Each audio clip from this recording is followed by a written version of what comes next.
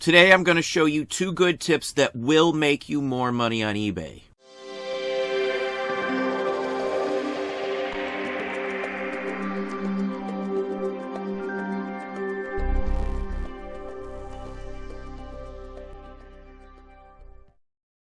Hey, it's Don. Today we're going to look at a couple of tips that I can give you that will help you increase the amount of money you make on eBay.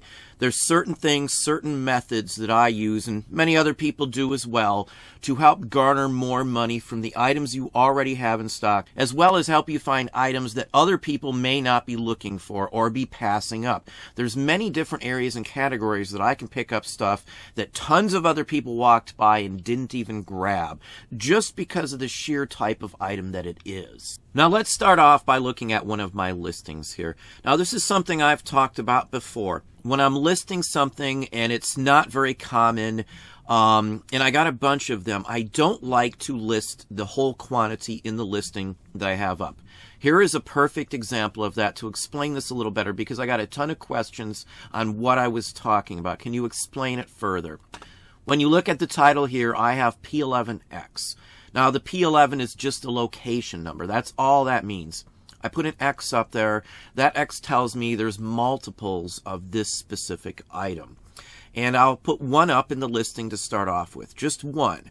The quantity of one. Now there's a setting you have to do to be able to do what I'm showing you. And I'm going to show you what that setting is and where it is in just a moment here as well. On the listing itself, if you look in the condition box, there's an X20.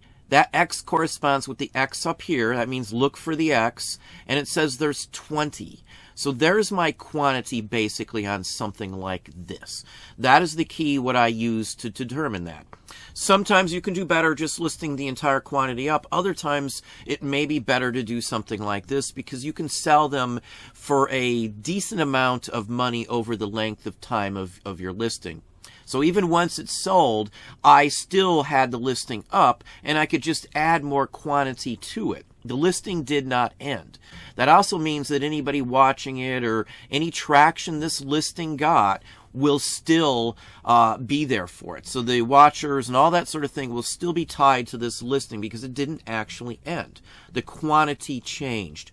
It went down to 0. I added another one. It went back up to 1. So how does this work? That's the next question I get on that. Can you give us an example of a breakdown on listing this way? What's it going to do for you, I guess, is the point. So here's the listing and the results from exactly what I was showing you there. Each one of these was listed one at a time. Now the first one that sold for the list price $57.50 straight out. So that's one right off the bat sold.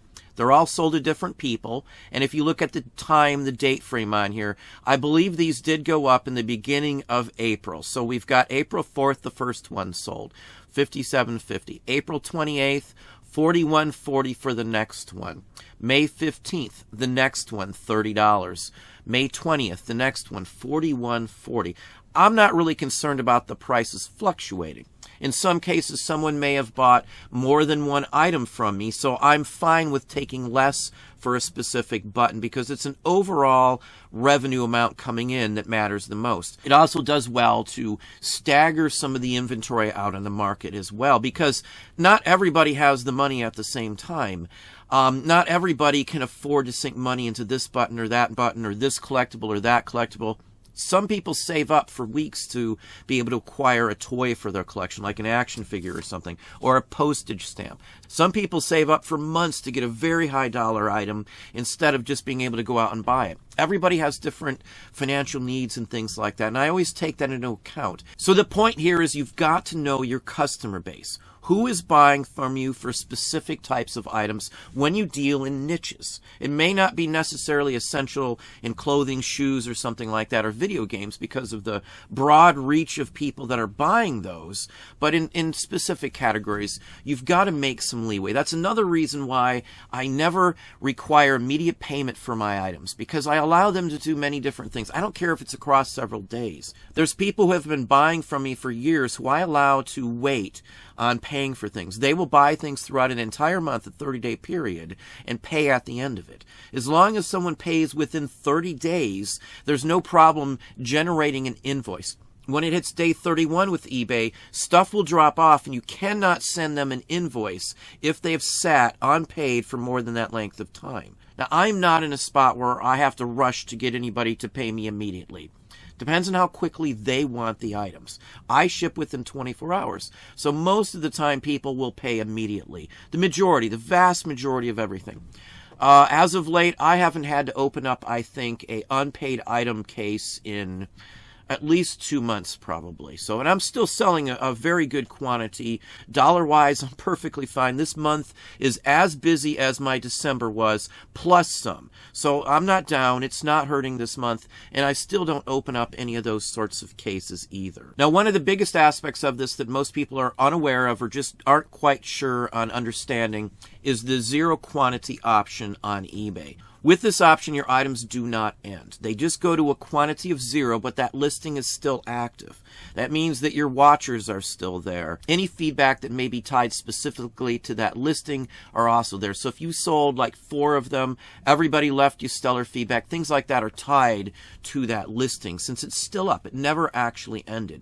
But if you don't use this option and you have a quantity of, say, 10, 20 or something, and you want to do this, you will have to just keep clicking Sell Similar and just simply relist the item. When you do that, though, every time you do that and click relist after it ends, you lose all of the watchers, all of the stuff tied to that listing. So all that stuff's gone. With this option, I'll show you how to click on here. One thing you need to be aware of, you can't just turn it on for one listing. Your whole store will be that way.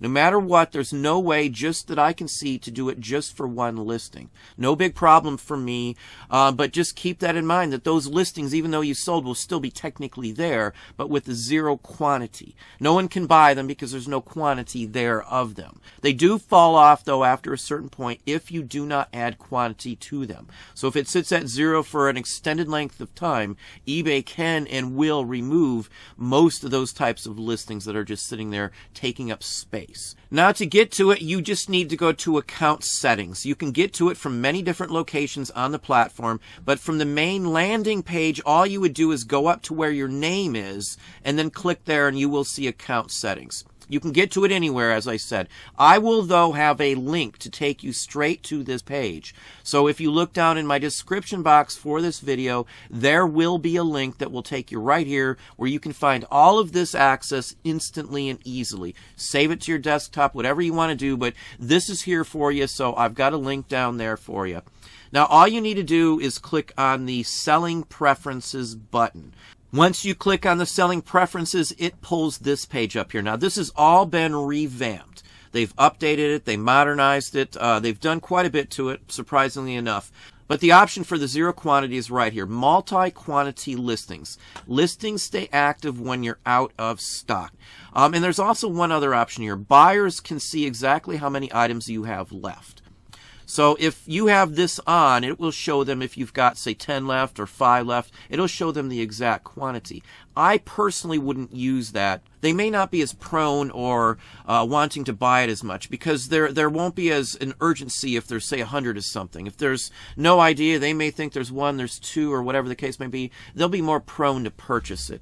I just find that using the out-of-stock option works the best for me. You can play around. It may work differently for you, but this is what I've always used, and it's never given me any problems. So what appears to be happening here with eBay is as they are sold, it keeps showing that this item is active. It keeps selling. It has interest. So it now shows that 4 sold to this very same listing. It's a multi-category listing. So when I list another one, it pushes it up higher in the search results from what I can see.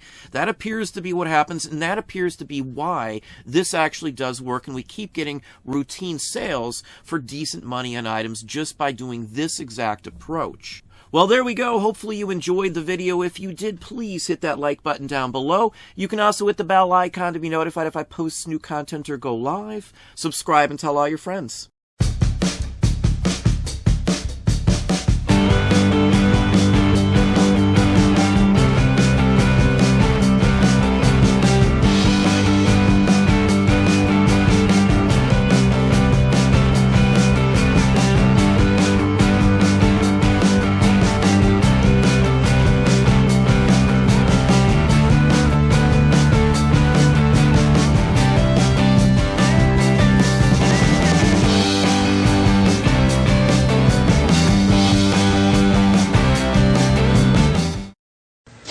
faster than a speeding waitress, faster than a short-order cook, faster even than a drive-up window.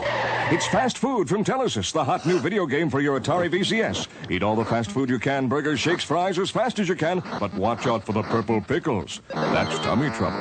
Fast Food, another very funny video game for your Atari VCS from Telesis, the fun and games people, of course.